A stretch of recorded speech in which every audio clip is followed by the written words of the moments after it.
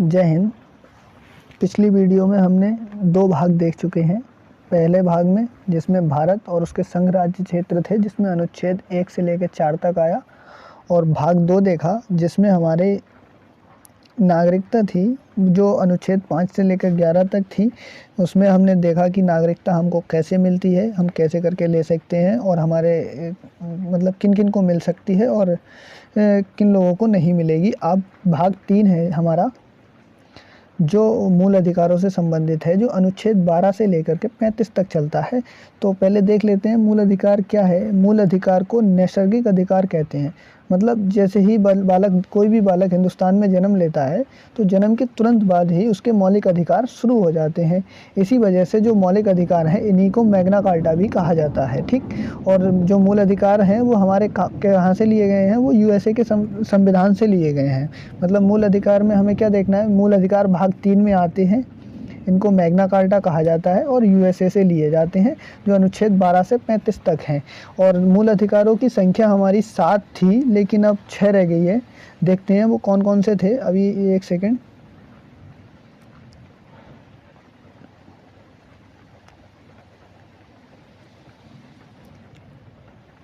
ये है मूल अधिकार हैं। उनको 7 श्रेणियों में बांटा गया था, जैसा मैंने बताया, लेकिन अब वर्तमान में वो 6 ही मूल अधिकार बचे हैं। वो कौन कौन से हैं हम देखते हैं। जो पहला अधिकार है वो हमारा क्या है, समानता का अधिकार है, जो अनुच्छेद 14 से लेकर 18 तक बात करता है। नंबर 2 है हमारा स्वतंत्रता का अधिकार, जो अनुच्छेद 19 से लेकर 22 तक बात करता है। नंबर 3 पे आता है हमारा शोषण के विरुद्ध अधिकार। शोषण के विरुद्ध अधिकार आता है। इस अधिकार, ये अधिकार 23 और 24 में अनुच्छेद में। नंबर 4 पे हमारा धार्मिक स्वतंत्रता का अधिकार, जो अनुच्छेद 25 से 28 तक है। नंबर 5 पे हमारा अधिकार है शिक्षा एवं संस्कृति का अधिकार, जो 29 और 30 में है अनुच्छेद में। संपत्ति का अधिकार अब खत्म करके कानूनी अधिकार बना दिया इसको, मतलब लीगल राइट्स बना दिया इसको। जो हमारा संपत्ति का अधिकार है नंबर 6 पे, इसको हम लीगल राइट्स या मतलब कानूनी अधिकार कहते हैं।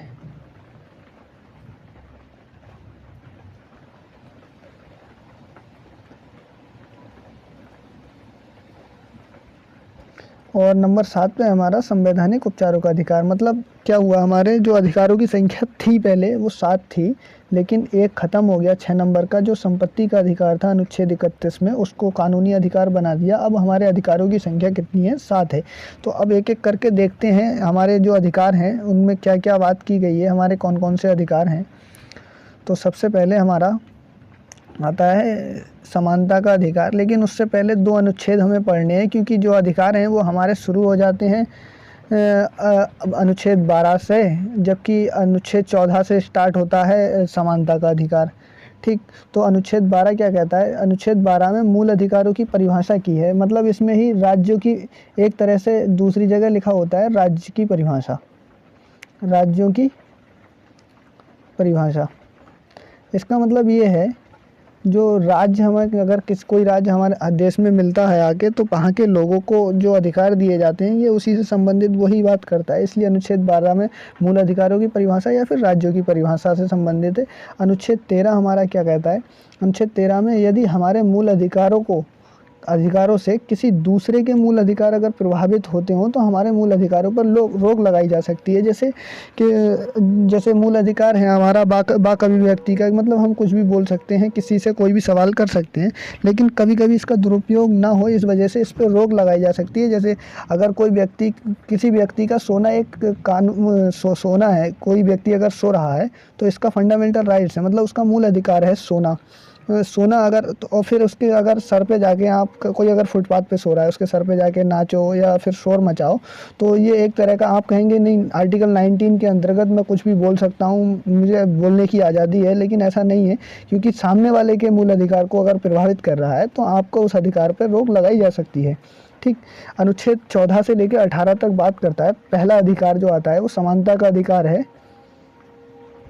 समानता का अधिकार है जो 14 से अनुच्छेद 18 तक आता है। ठीक, पहला अनुच्छेद 14 क्या कहता है हमारा, इसमें लिखा है विधि के समक्ष समानता। मतलब कानून के लिए प्रत्येक व्यक्ति बराबर हो, चाहे वो मिनिस्टर हो या मिनिस्टर का बेटा हो, या आम आदमी हो या आम आदमी का बेटा हो।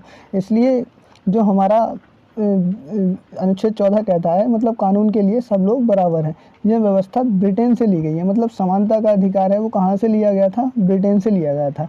जबकि कानून के समान संरक्षण की व्यवस्था है जो वो अमेरिका से ली गई है। इसमें मतलब दो बातें हैं, जो विधि के समक्ष समानता है, ये वाला जो कानून है वो ब्रिटेन से लिया गया है, लेकिन जो सबको समान क्षण मिलेगा उसी विधि में, मतलब उसी कानून में, ये हमारी अवधारणा कहाँ से? अमेरिका से ली गई है। ठीक। अनुच्छेद 15 क्या कहता है हमारा? अनुच्छेद 15 में है, जाति, धर्म, लिंग या जन्म स्थान के आधार पर किसी भी व्यक्ति के साथ आप भेदभाव नहीं कर सकते सार्वजनिक स्थल पर। मतलब ऐसा होता है कि कोई सरकारी स्कूल है या सरकारी अस्पताल है या फिर रेलवे स्टेशन है या कोई भी ऐसी जगह, सार्वजनिक जगह है, जहाँ पर आप जाति या धर्म या लिंग या जन्म स्थान किसी के हिसाब से भी आप उसके साथ भेदभाव नहीं कर सकते। ठीक। अनुच्छेद 14 हमारा क्या कहता है?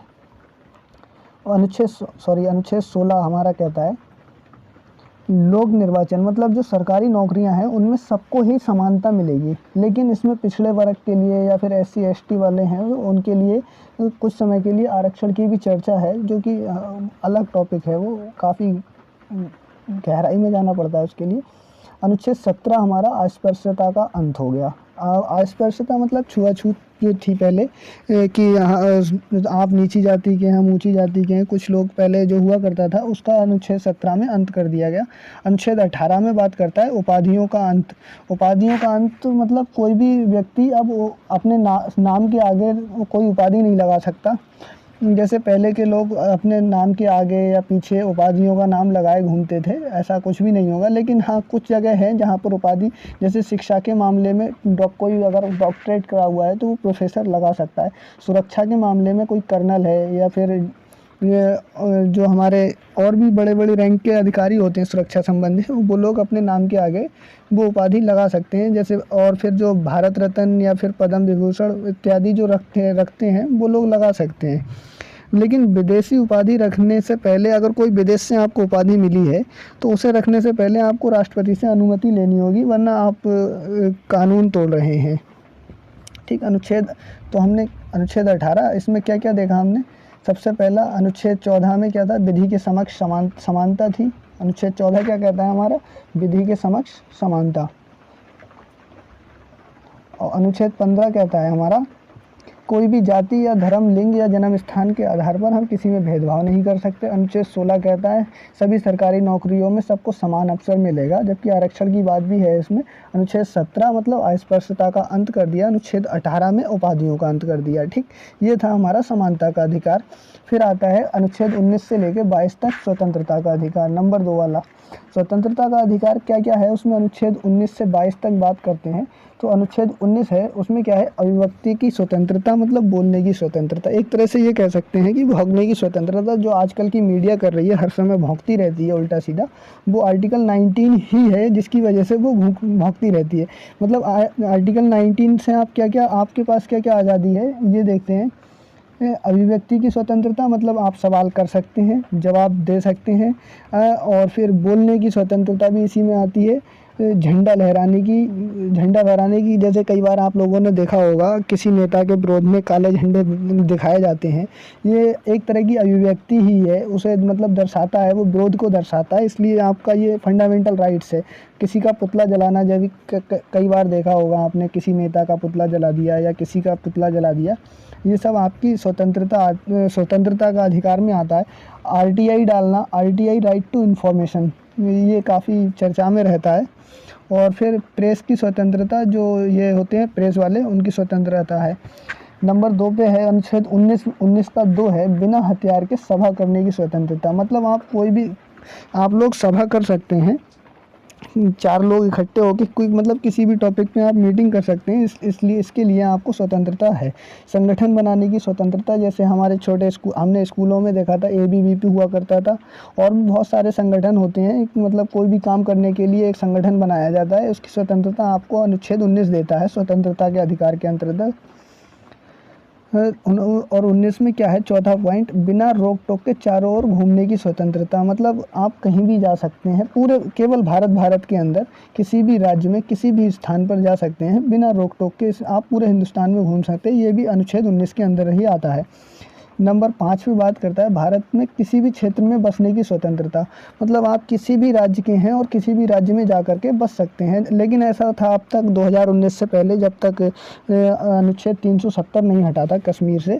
लेकिन अब कश्मीर से 370 हट गया है, ये भी बहुत बेहतरीन काम था मोदी जी का।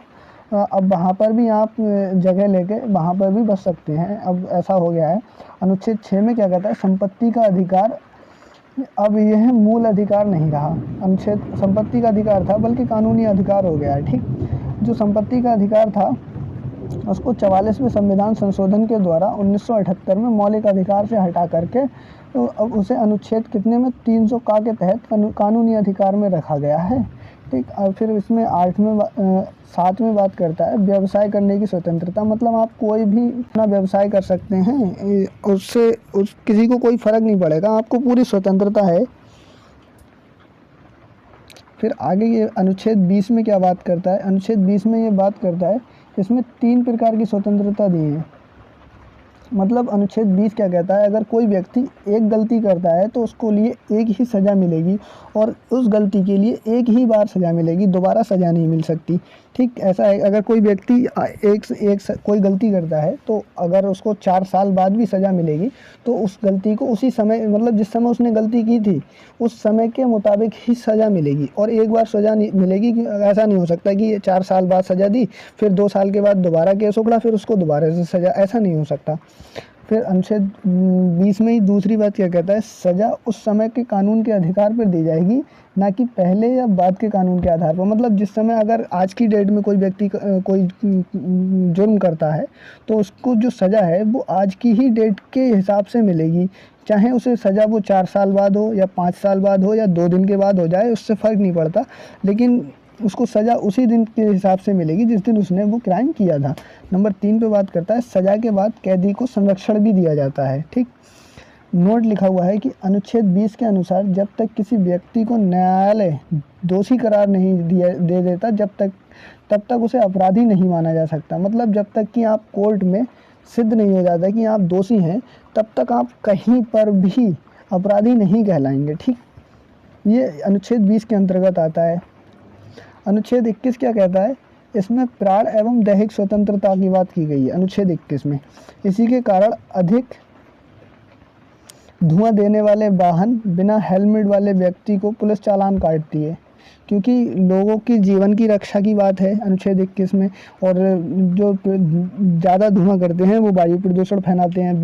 बिना हेलमेट के कोई व्यक्ति जा रहा है तो उसका एक्सीडेंट वगैरह हो सकता है, बहुत सारे चांसेस रहते हैं। इसलिए पुलिस उनका चालान काटती है, क्योंकि वो उन्हीं की रक्षा के लिए है, ऐसा पुलिस करती है। वो अनुच्छेद 21 में आता है। अनुच्छेद 21 में ही निजता का अधिकार भी जोड़ दिया गया है। अब ये हमारी गोपनीय जानकारी का कोई भी उजागर नहीं कर सकता, जो कि बहुत ज़रूरी है। Right to privacy. मतलब अनुच्छेद 21 में क्या क्या है, अनुच्छेद 21 में जो प्राण एवं दैहिक की स्वतंत्रता है, और इसी में हमारी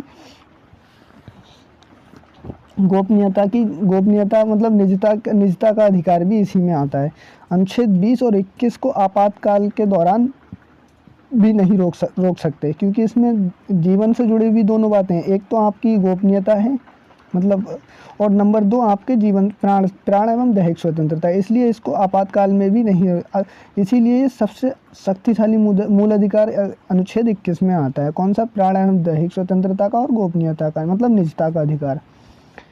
अनुच्छेद 21 का कहता है, जो कि सीटेट, यूपीटेट एवं सुपरटेट में काफ़ी पूछा जाता है। अनुच्छेद 21 का, जिसमें आता है 6 से 14 वर्ष के बच्चों को निःशुल्क प्रारंभिक शिक्षा का अधिकार है। अनुच्छेद 21 का में क्या है, अधिकार है, जो 86वां संविधान संशोधन 2002 के द्वारा जोड़ा गया था। ठीक,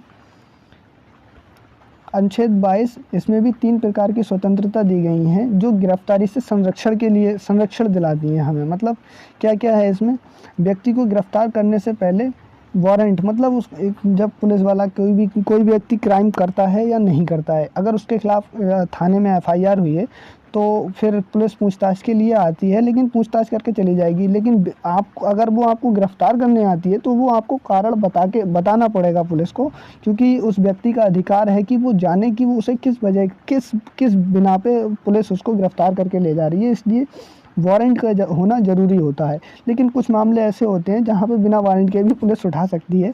फिर उसके बाद जब पुलिस आपको गिरफ्तार करके ले जाती है तो फिर 24 घंटे के अंदर अंदर उसे न्यायालय में सशरीर प्रस्तुत किया जाता है। मतलब और 24 घंटे में यातायात का अवकाश का समय नहीं गिना जाता है। इसका मतलब ये है, कोई व्यक्ति को अगर आज शाम 5 बजे गिरफ्तार किया या फिर अभी सुबह में 8 बजे गिरफ्तार किया किसी व्यक्ति को, तो अगले दिन 8 बजे तक उस व्यक्ति को वहाँ पर न्यायालय में मतलब जो होता है वहाँ पे पेश करना होता है।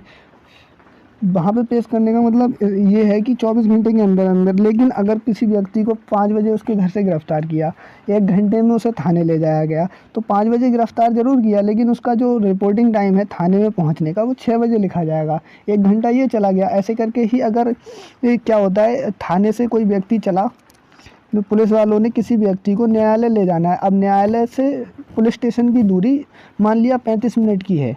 अगर वो 35 मिनट में कहीं जाम में फंस जाता है, उसमें 25 मिनट और लग जाते हैं, मतलब 1 घंटा उसका चला गया। लेकिन तो फिर उसमें न्यायालय, ये संविधान हमारा कहता है कि अगर थाने से लेकर के और उस न्यायालय तक जाने में अपराधी को जो समय लगता है वो समय काउंट नहीं होगा, उस समय को हटा दिया जाता है यातायात का।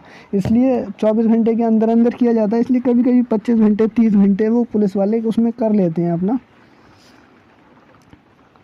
एक और अधिकार है, जो व्यक्ति गिरफ्तार होता है वो अपनी पसंद का वकील रख सकता है। मतलब कोई भी व्यक्ति अपना पर्सनल वकील भी रख सकता है, या फिर उसे फिर अगर वो अपना पर्सनल वकील नहीं रखता है तब उसे सरकार एक वकील देती है। ठीक, इसमें आता है निवारक विरोध अधिनियम। मतलब प्रिवेंटिव डिटेंशन क्या होता है, इस पे ये देखते हैं क्या होता है। इसकी चर्चा है जो अनुच्छेद 22 के जो 22 का 4 भाग है उसमें है।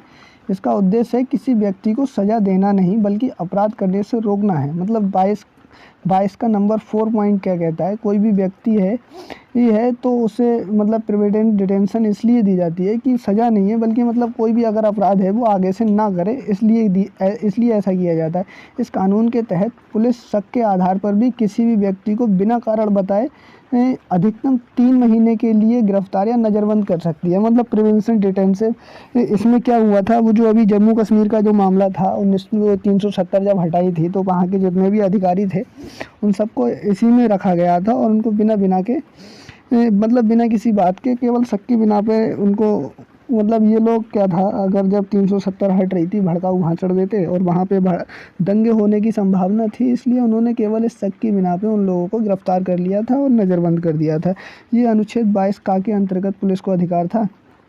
नज़रबंद का मतलब होता है किसी व्यक्ति को जब समाज से मिलने नहीं दिया जाता तो उसे नज़रबंद कहते हैं। नज़रबंद होटल, आवास या जेल कहीं भी हो सकता है। मतलब अगर किसी व्यक्ति को नज़रबंद किया है तो इसका मतलब ये नहीं है कि उसको जेल में रखा जाएगा, उसके अपने ही घर में भी वो नज़रबंद रह सकता है। बस शर्त इतनी होती है कि उसकी सिक्योरिटी बढ़ा दी जाती है, उसको उसके घर में फ़ोन, टेलीफोन जो भी है, मतलब जो भी संचार का माध्यम है वो सारा ख़त्म कर दिया जाता है। किसी भी व्यक्ति से वो कम्युनिकेशन किसी भी तरह से नहीं कर सकता। उसके घर में इतनी सिक्योरिटी होगी कि वो घर से बाहर झांक भी नहीं सकता। इस हिसाब से उसे पूरी छूट होगी अपने घर में अपने आज़ादी से रहे, लेकिन वो कम्युनिकेशन किसी से नहीं करेगा। ये नज़रबंद होता है। ठीक, भारत के जो निवारक विरोधी अधिनियम थे वो कौन कौन से थे। नंबर 1 पे बात करता है, ये सन 1950 में आया था। ये भारत का पहला निवारक निरोध अधिनियम था जो 31 दिसंबर सन 1972 में इसे समाप्त कर दिया गया था। ठीक, फिर मीसा एक्ट आया था। मीसा एक्ट का है मतलब maintenance of internal security act. इसे 1971 में लाया गया था, लेकिन इसका बहुत ज़्यादा सर्वाधिक मतलब दुरुपयोग हुआ था, इस कारण से इसे भी 1978 में समाप्त कर दिया गया था। इसके बाद 3 नंबर पे आया था रासुका, राष्ट्रीय सुरक्षा कानून। इसे 1980 में लाया गया था। ये अभी भी लागू होता है। ये वर्तमान में सबसे खतरनाक अधिनियम है। इसी के तहत पुलिस है जो वो एनकाउंटर करती है। एनकाउंटर जो होते हैं वो रासुका के अंतर्गत होती है। ठीक 1980 में आया था राष्ट्रीय सुरक्षा कानून। उसके बाद टाडा एक्ट है एक, जिसमें टेररिस्ट एंड डिस्ट्रक्टिव एक्टिविटी के लिए है ये। इसमें 1985 में लाया गया था, जो आतंकवादियों के खिलाफ था, लेकिन इसका भी बहुत सारा मिसयूज हुआ। इस कारण से इसको 23 मई 1995 में इसे भी समाप्त कर दिया गया। ठीक उसके बाद था एक पोटा एक्ट, मतलब प्रिवेंशन ऑफ टेररिस्ट एक्ट। ये भी आतंकवादियों के लिए ही लाया गया था, लेकिन ये 2001 में प्रारंभ हुआ था और फिर इसका भी मिसयूज हुआ, फिर इसको 2004 में इसको भी समाप्त कर दिया।